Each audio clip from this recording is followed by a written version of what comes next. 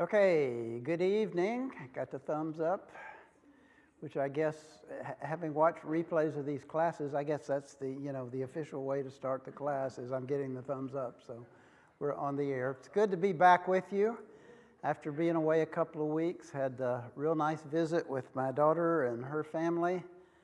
Saw some beautiful fall weather and had time with the grandkids. But it's good to be back. Appreciate Tim filling in for a couple of weeks for me. I have, in fact, as he said I would, watch the replays. And for the record, I did not time it so that he would wind up with Luke chapter 16. And in fact, I wanted to talk about Luke 16, and we're going to again some more tonight. But once I saw that we were there, I did needle him a little bit about how I left him some real easy verses to talk about.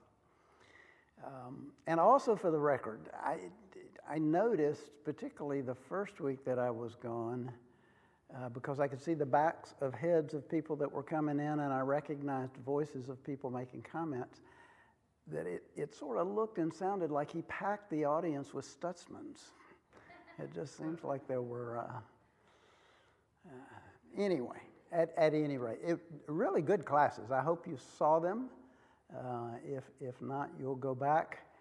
We are going to kind of overlap a little bit, and if we sort of wander into just the points that were being made in the previous class, I may move us along rather than repeat all that stuff.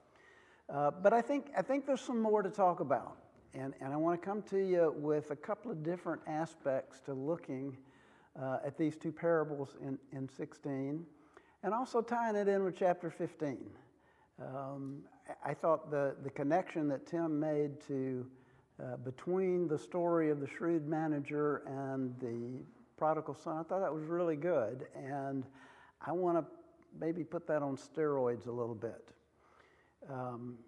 This section of Luke, if you'll recall, is about a 9 or 10 chapter section that covers Jesus' trip to Jerusalem. That's where he's headed.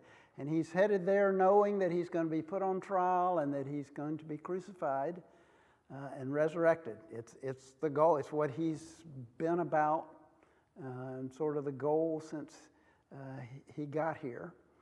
And so during this 10 chapters, the teaching begins to take some different aspects.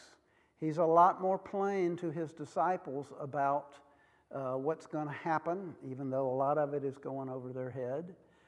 He's talking a lot to those would-be followers of him about commitment and the cost and the fact that this is not going to be, we're not going to the state fair, to have a big time and have a bunch of fair food. And whatever. And he's taking the religious leaders to task.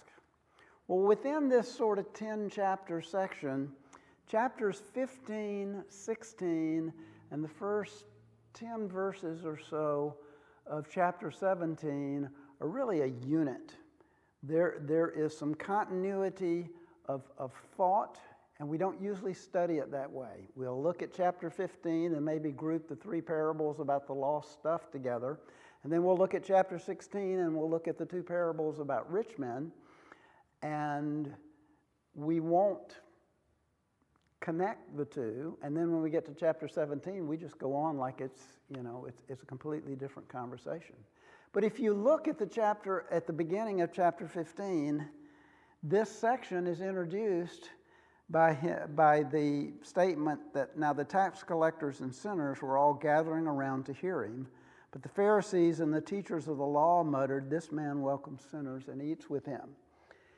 This same group, this same audience, plus the disciples, are the folks that are present and overhearing what Jesus is saying from the beginning of this chapter till, again, about verse 10 of chapter 17.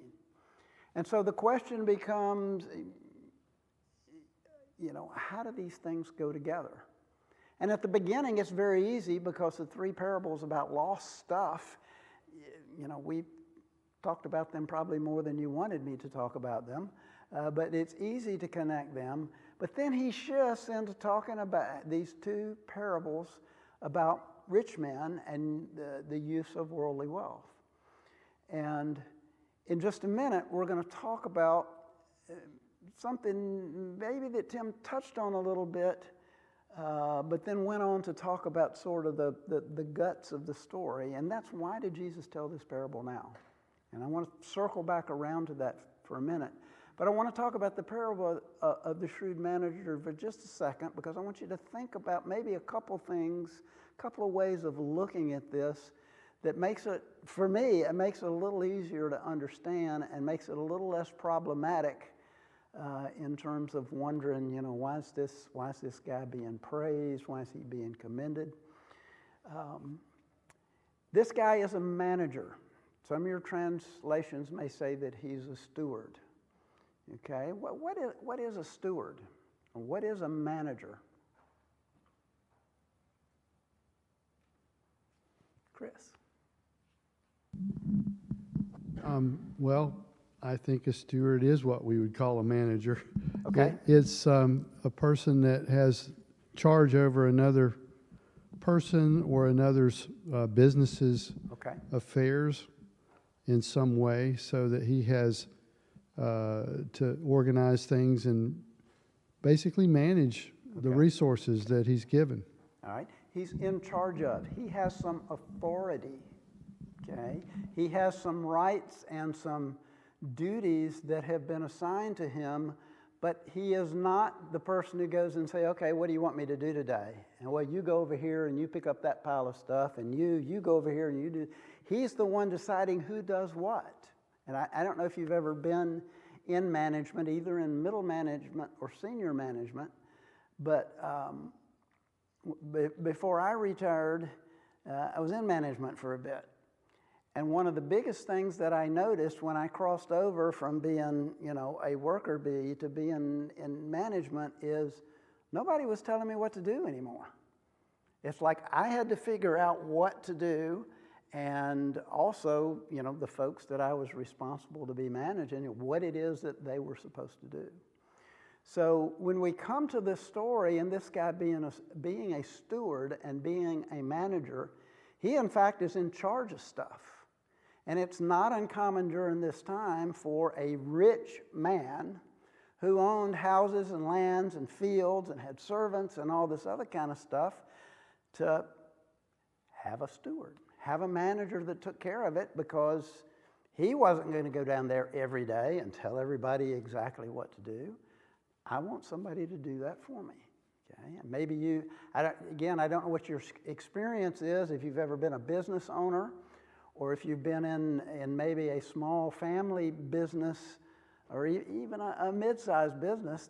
The owners typically aren't there on a daily basis. They hire people that they think are going to be responsible, that have the capabilities to manage the estate. You take care of it. And the parable says that this guy heard that this guy was mismanaging his money. Okay? So if you think about the audience that's there, they're even if they're not participating in this sort of lifestyle, they're not managers or worker bees or whatever, they know about this system. And to have somebody who's not managing well, making foolish decisions, making just bad decisions, you got to act, you got to do something. And so he goes to this guy and says, what are you doing? And the guy's got to decide what to do. And so here's my question for you. You talked a long time about, a couple weeks ago, about him calling the folks in and letting them mark their debts down and, getting what he could. I think Chris had a really good comment then about the fact that he was, in some ways, he was getting what he could for the debts that were there. How did these folks get in debt to the owner? How was it they owed so much?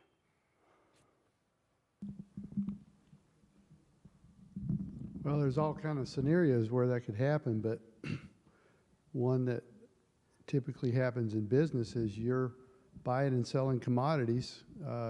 Maybe you bought or sold some, amount of wheat or fertilizer or something that was part of the business transaction. But, And who decided that? well, the manager. The manager.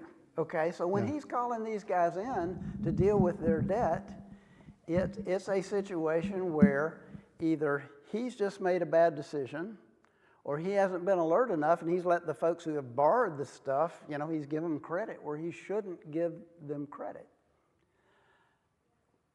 And he's besides being in danger of losing his job, he's in danger of all of that stuff being lost. So again, I don't know if you've been a business owner and had a manager and had to deal with debts and receivables and all that sort of stuff, but it's not uncommon for folks to run up debts, even with not bad management, and not be able to pay. And you got to do something about it. You got to decide at that point, am I going to recoup anything, or I'm going to write this whole thing off? I've just lost everything, and I'm not going to fool with it anymore. Chris? Well, you just made a point that I think it plays into this. I've done quite a bit of different business things, and there are times in business when you're cash flowing things and you're buying and selling and moving goods and services that you can have debts that get run up through even good business deals. Okay. And the owner heard that this fellow had done some mismanagement, but there's no proof that he actually was a bad manager, but he just accused him of it. Okay. And then the guy goes out and works a deal, to try to recoup some of the debt for the master and to make it, to help himself with the people, which Jesus kind of praised him for being shrewd, and the owner kind of praised him for it being shrewd. I don't think that, we talked a lot about that.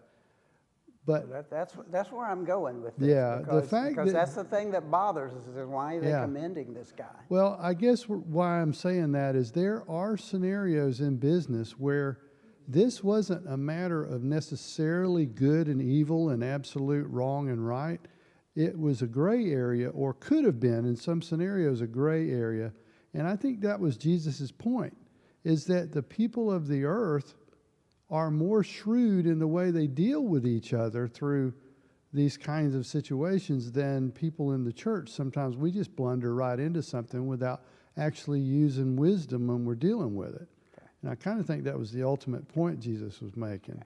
Well, if you put yourself in the shoes of the owner for just a second, and I think Tim said one of the debts in today's dollars was like $80,000, and he collected 40.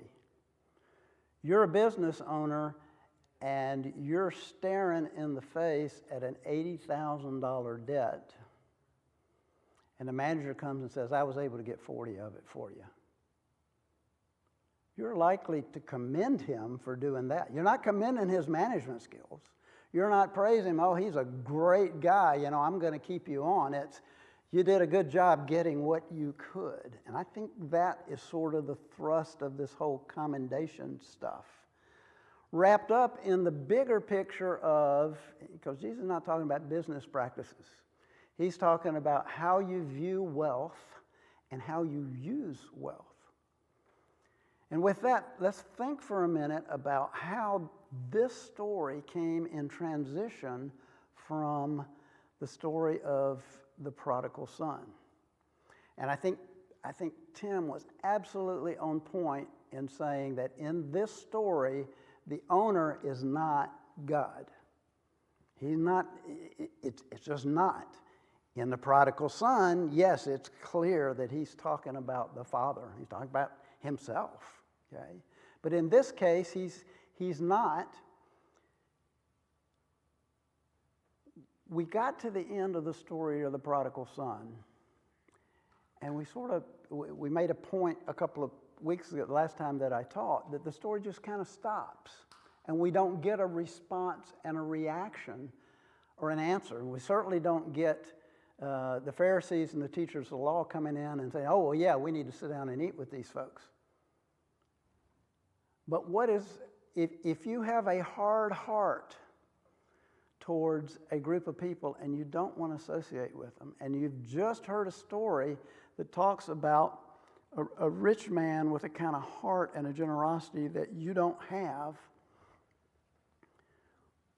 what kind of response might you be having to that? Okay, a little bit of guilt. What do you do when you feel guilty?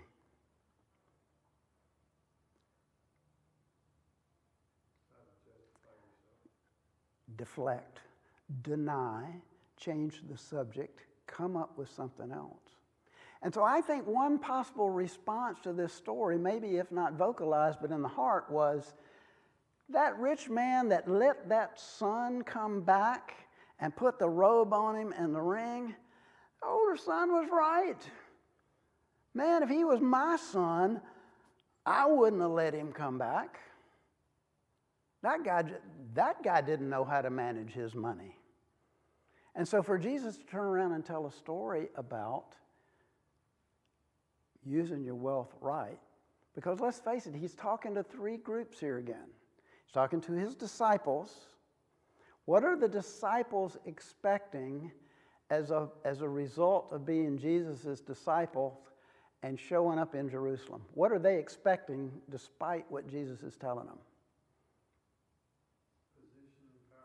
Okay? They're arguing on the way about who's going to be, who's the top dog on more than one occasion when you start comparing the Gospels. So they're thinking, we're going to be top dogs. We're going to have power, we're going to have influence, and with power and influence comes material wealth.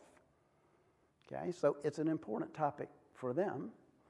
The teachers of the law and the Pharisees, we know from a verse in chapter 16 that they love money.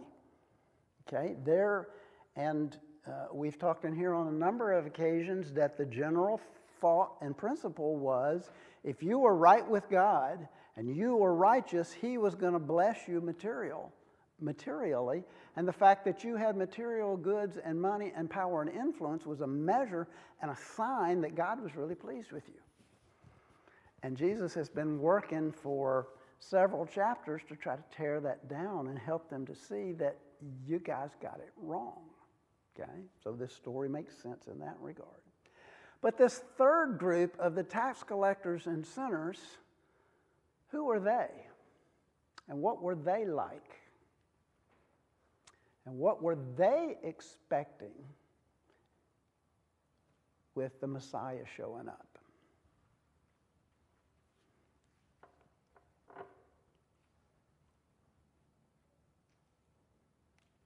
What do you know about tax collectors? Were they poor? No. They had wealth that, from the group of the Pharisees and the teachers of the law, blew their whole theory about material wealth being a sign of God being pleased with them. They had wealth, and I hate that because they didn't get it the right way. They were interested in money. And they were finding out with the Messiah showing up that these folks who were the folks who were expected to be the folks that God was pleased with, that they could be accepted too. And that's one of the reasons they crowded around Jesus, is we got some hope here. We got a chance here. But they also had wealth and material things that they had to deal with as well. What were the Pharisees and the teachers of the law expecting with the coming of the Messiah? I kind of skipped over that. Let's back up and catch them. What were they expecting with the Messiah coming? All right, the Jewish nation, but what would their role be? We're the folks that have been faithful. We're the one. Messiah's going to show up and he's going to say, I'm so glad you guys were here. You guys did a great job holding on to a form of righteousness and being right. And we're going to stay in power. And this love of money and physical possessions that we have is going to be multiplied. Okay. So here Jesus tells these three parables and basically, I think, guts them with how wrong they are and how they're treating, how the teachers and the teachers of the law and the Pharisees are treating these folks that they don't consider worthy of anything. And so you got all these folks that are interested in, okay, the Messiah's coming, it's going to be power, and we're going to take over, and maybe we can get a good position, and maybe we can get a lot of stuff. He says, look, you guys got it all wrong. You know, here's this guy who knows how to use money, okay? Or at least knows how to use worldly wealth to get stuff, okay? And I commend him. Jesus says, I commend him for that. I don't commend him for his heart and, the fact that he was a bad manager and maybe was dishonest. Okay, that word dishonest, I looked it up in the Greek interlinear, and it's unrighteous. I don't think this guy was doing anything criminal. He was maybe doing stuff stupid. He was maybe doing things deceitfully, but I don't think he was doing anything criminal or outside the realm of what his authority was. And it says, you guys that are interested in money, you think you're doing right. Here's a guy, you guys know how to use worldly wealth, but you've missed it because there's wealth that's more important than that. And you, my disciples, it says he's talking to his disciples and they're overhearing. You guys need to understand this is not about the money. You guys aren't going to Jerusalem with me because you're going to get a big fat 401k out of this and be able to, retire down on the coast of the Mediterranean and have a nice villa that overlooks the water. That's not what this is about. And in that regard, this story makes perfect sense, okay? And doesn't bother me nearly as much that this guy gets praised for doing something, because he's not being praised for being righteous. He's not being praised for being spiritual. It's just with what he had and the decisions that he made, you guys should be so smart. You're hanging on to your worldly wealth and you're separating yourself out from those guys you think that are unworthy, and you don't understand it, okay? And so then he turns, this is where it gets interesting. Pharisees who loved money, verse 14, heard this and were sneering at Jesus. He said to them, you're the ones that justify yourself in the eyes of men, but God knows your heart. What is highly valued among men is detestable in God's sight. What do you think the sneering was comprised of? And why did they sneer?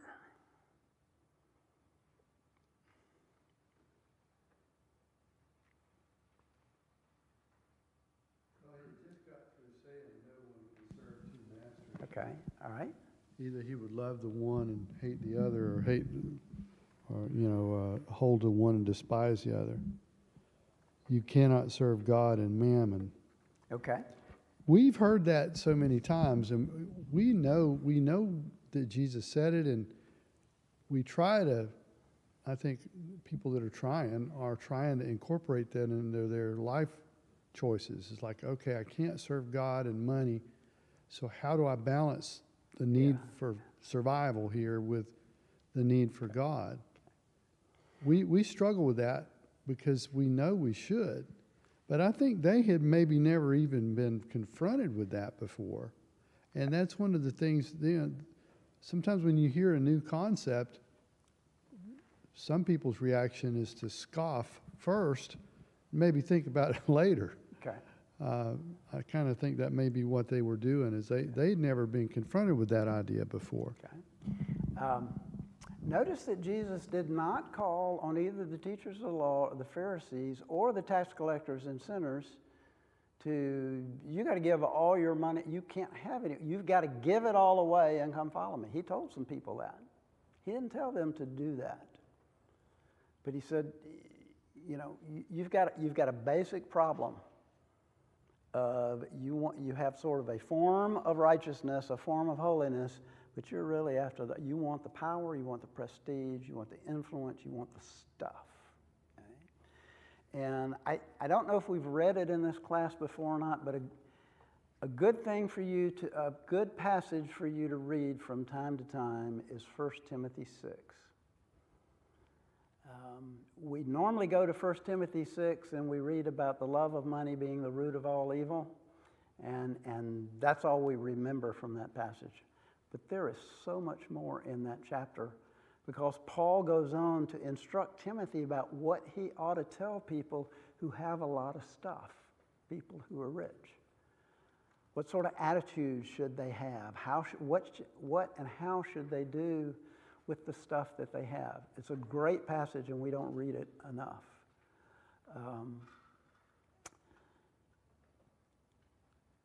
Yes, Randy. After all that discussion, I still don't understand this parable, Okay. and I never have. Okay. He talks about the parable, and then he says in verse 10, if you're faithful in little things, you'll be faithful for larger things, which, kind of goes the parable of the talents. This manager wasn't faithful. Okay. He let this thing get out of hand.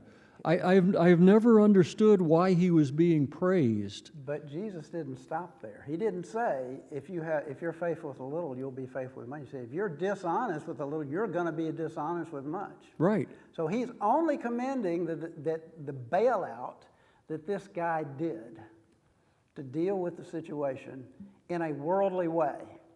Not in a spiritual way, but in a worldly way. And the point is, world understands and uses, they don't check their brain out the door, okay? They use the situations they've got and the resources that they've got in the wrong way, but they do it better than folks who have a lot of resources who ought to be using it in a spiritual way. Because he goes on to say, if you're dishonest with stuff like this guy, that's why he got fired. If he's dishonest with that, he's going to be dishonest with more authority if the guy gives it to him. He's going to think I got away with it. Okay? I still don't understand it. Yeah, okay. I think the folks he's talking to did, okay, because he's getting right to the point that you guys value something in a worldly sense, and you're going in the wrong direction. This is not what I'm about. I think they got that point, okay, because they're sneering at him by the end. It's like, well, we're rich. God has blessed us because we're rich. And Jesus goes on,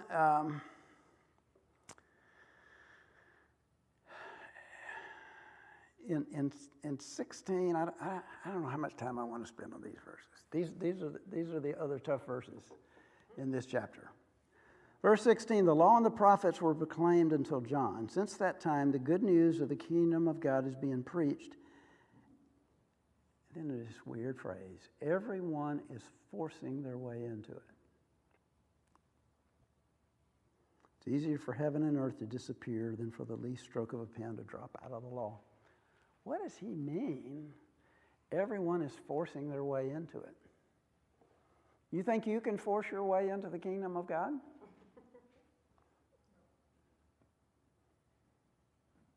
Were people trying?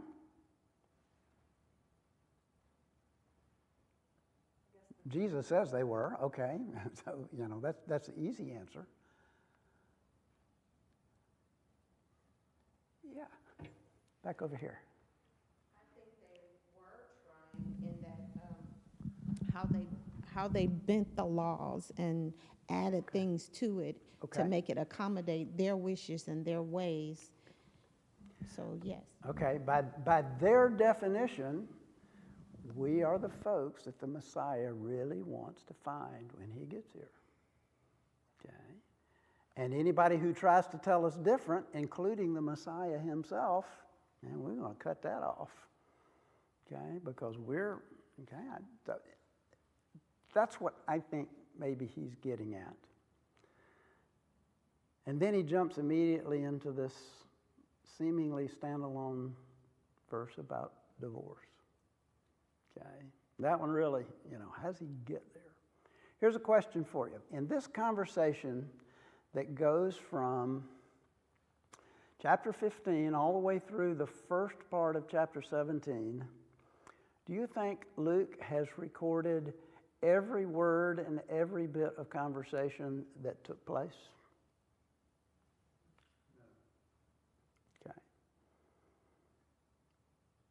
That mean it's possible that there was other discussion between verse 17 and 18 that Luke does not record?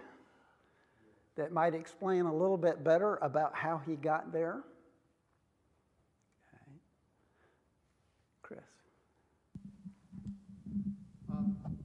I was just looking at the New Living Translation, Okay. which is kind of more of a paraphrase. But I think it helps a little bit. It says, until John the Baptist, the law of Moses and the messages of the prophets were your guides.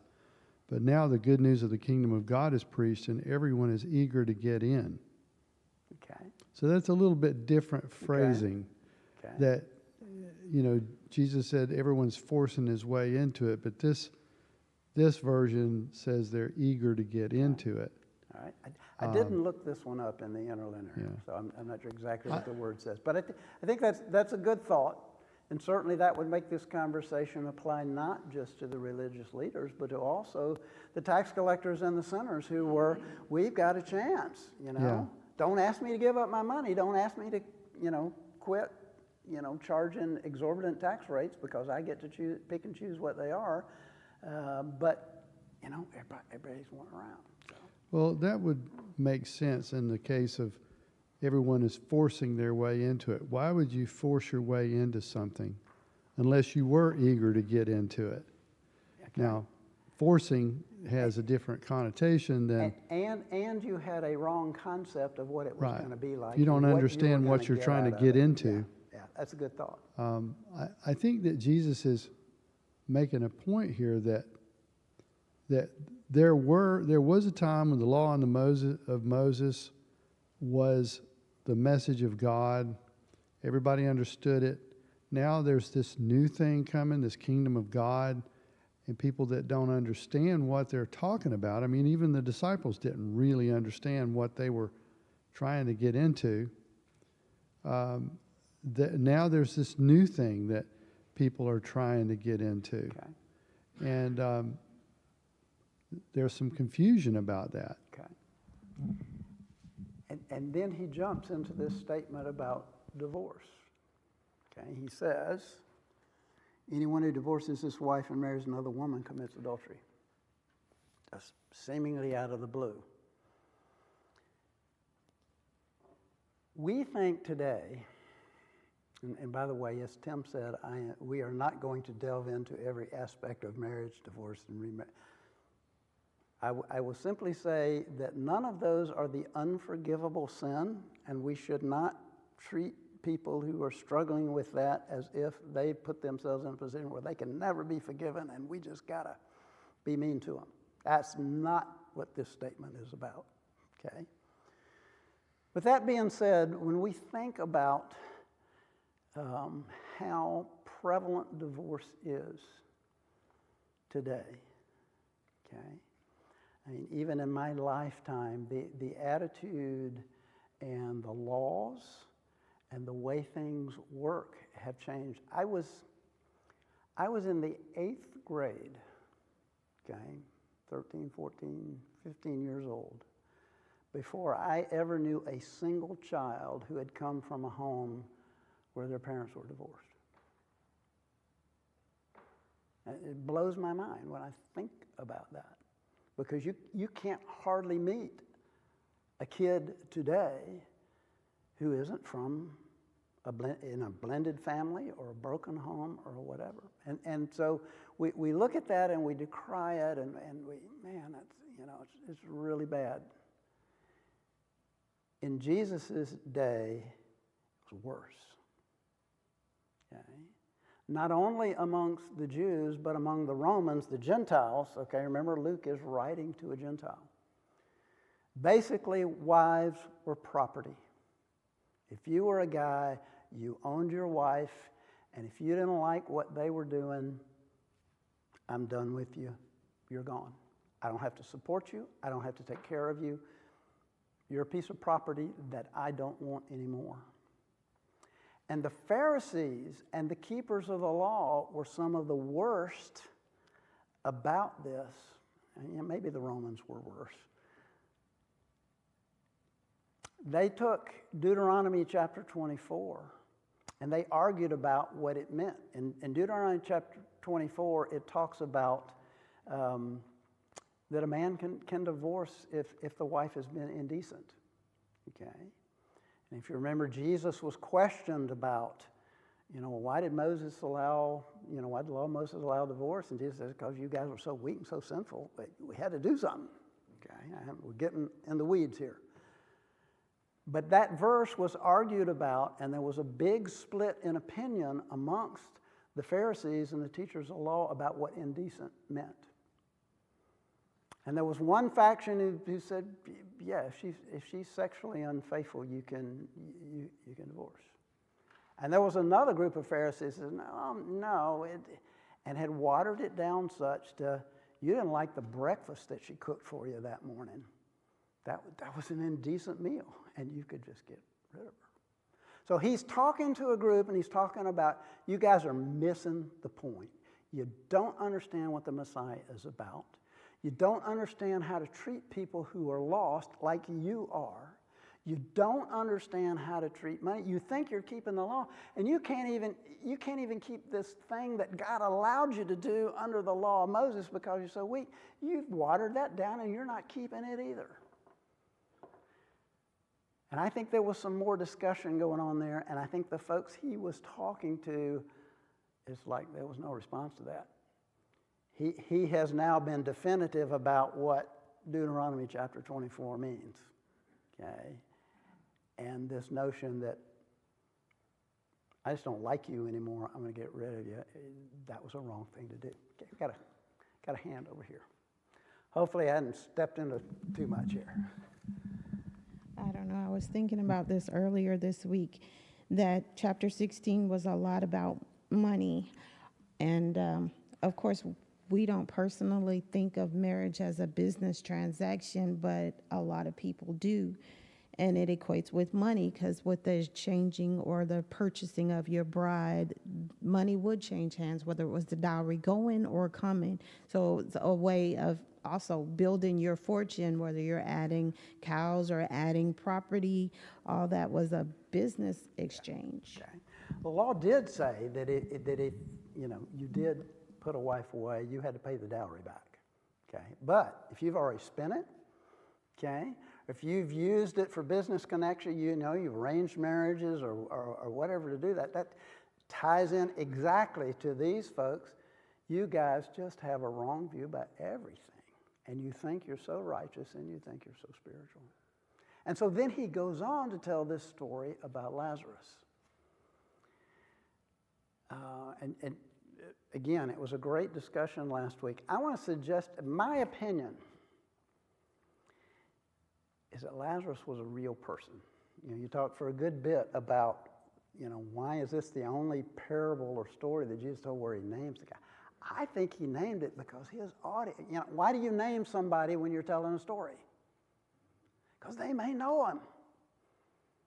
I think he's talking to people and says, oh, Lazarus, okay. He doesn't start the story with Lazarus. He starts the story and says, okay, well, there was a rich man. And he was so rich that he's richer than you guys. He's dressing in all these robes and stuff every day, and having banquets and feasts every day. Even the rich in Jesus' day didn't have meat every day, okay? But this guy is so rich, and there's this guy Lazarus, okay? He's setting them up again, okay? He starts saying, okay, he's talking about a rich man, okay. And there's this guy Lazarus, okay. And this rich guy dies. I think the same folks that knew Lazarus, I think they knew this rich guy. Jesus didn't name him, okay? What would their attitude, before Jesus was telling these stories, what would their attitude have been towards the rich man? That he was, this guy was really righteous. Look at all the stuff that he's got. I wonder if they didn't go to his funeral. And what do you suppose this guy's funeral was like? Oh, what a great guy. God blessed him so much. And remember, These are the Pharisees who believe in the resurrection. So they're not thinking that, well, this guy has died. Yeah, he had a great life. God took care of him in this life. And he's got it made in the next life. God, man, look at it. And so Jesus starts telling this story about the difference between how Lazarus and this guy is treated. And that's not at all anything like what they were expecting or wanting to hear. And how much more powerful is this story and convicting is this story if my speculation here is accurate? These guys that are sneering, ain't got a whole lot to sneer about at this point, Chris. Well, I think I agree with you. I've got the same opinion that this is not a parable. It's a story about a real pair of individuals, or at least it could be representative of individuals that could be. It's not told in parable form. It's told in as an event, record of an event, or at least an event that could have happened. Okay. The other thing is, Jesus is revealing something about the afterlife to these people, that the rich man wasn't okay in the afterlife because of his life that he had lived. And Lazarus was okay because of his faith and his relationship with God. And the fact that there are angels involved that transported Lazarus to the paradise bosom of Abraham, the fact that there was hell, or this torment area, this chasm between it, that there was conversation, that they were alive and knew each other, their life was not forgotten, but was part of the story. All of those are things that we can learn from, because Jesus is given, there's a point to the story that he's telling, but that doesn't eliminate the validity of the illustrations and the points that he's, the things that he's describing as he makes this point.